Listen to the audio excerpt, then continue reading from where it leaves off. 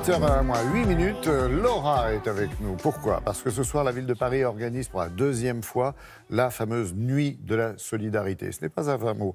L'objectif, on le sait, est de mieux connaître le nombre de personnes sans abri ainsi que leurs besoins. Et ça, c'est important. Or, ce matin, vous allez nous parler d'une association qui, elle, a très bien compris quels étaient les besoins des sans-abri en leur fournissant, j'allais dire, une aide administrative Exactement. précieuse. Dans Télématin, vous avez parlé d'Homeless Plus, qui était une application qui permettait de géolocaliser les personnes sans domicile fixe qui avaient besoin d'aide. Il suffisait qu'elles téléchargent l'application et qu'elles puissent demander de l'aide autour d'elles. On avait parlé de la cravate solidaire qui les aidait à obtenir des tenues dignes de ce nom pour aller postuler et trouver un emploi. Et aujourd'hui, on va parler effectivement, Laurent, d'administratif. Que faire quand on est une personne sans domicile fixe, on est transbahuté d'un endroit à un autre, on risque de perdre ses papiers d'identité, même comme on garde, on a des lettres, c'est pas uniquement que les papiers administratifs, ça peut être aussi des papiers, des photos auxquelles on tient, comment les mettre en sécurité et être sûr de ne pas les perdre. Je vous le dis régulièrement, nos jeunes, nos start-upers ont vraiment un cœur gros comme ça. C'est le cas aussi de celui qui a cofondé Reconnect, on est allé le rencontrer.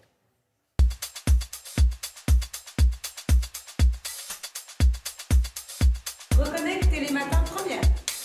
Comment est né Reconnect? Reconnect, c'est né en 2014. Moi, j'avais débuté mon engagement en faisant des maraudes envers les personnes sans domicile fixe. J'ai rencontré Pierre, qui lui aussi était investi vraiment dans l'action sociale. Et on remarquait qu'il y avait le problème de la perte des documents, qui était un problème récurrent chez les personnes sans domicile. Qu'est-ce que vous avez créé? On a créé un coffre-fort numérique pour les personnes sans domicile qui leur permet de sauvegarder leurs données administratives. Donc quel type de papier peut-on retrouver dans ce coffre-fort? Alors on a des papiers administratifs comme des cartes d'identité, des certificats d'hébergement et des papiers un peu plus personnels comme des photos, des lettres, des documents qui sont un peu plus personnels pour les personnes et qui sont difficilement rééditables. Comment ça se passe concrètement? Concrètement, la création de compte passe par un accompagnant social.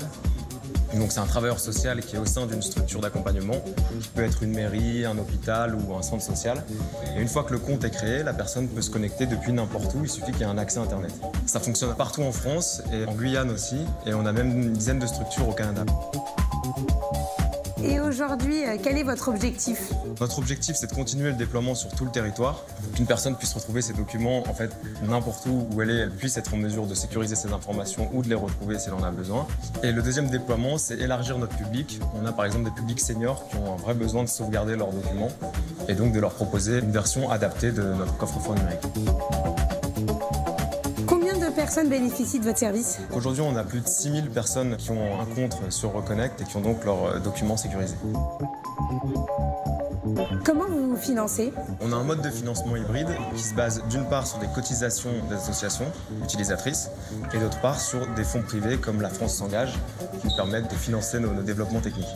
Nous, on est une structure associative, donc en fait, l'essentiel de nos bénéfices sont réinjectés dans le développement et aujourd'hui, on est un modèle qui est à l'équilibre financier, c'est-à-dire qu'on a autant de charges que de produits.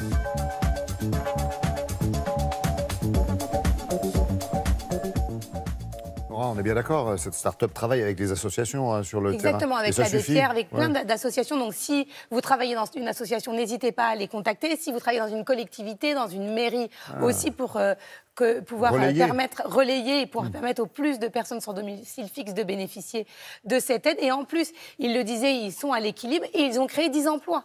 Donc en faisant du bien, ils font doublement du bien. Belle start-up avec une bonne idée. On imagine aussi que ça peut se développer sur d'autres personnes, j'allais dire. Oui, ils en parlaient, ils voulaient étendre ça aux seniors, permettre aux seniors aussi de garder leurs documents, leurs photos, parce que c'est pas évident quand on est une personne âgée, on ne sait pas toujours manier l'informatique. Donc, et si vous avez des idées et que vous êtes une jeune start-up comme ça avec un gros cœur, eh bien on est très réceptif à Télématin, n'hésitez pas à nous les soumettre. Je crois que Laura vient de faire passer une petite annonce. Voilà, merci beaucoup.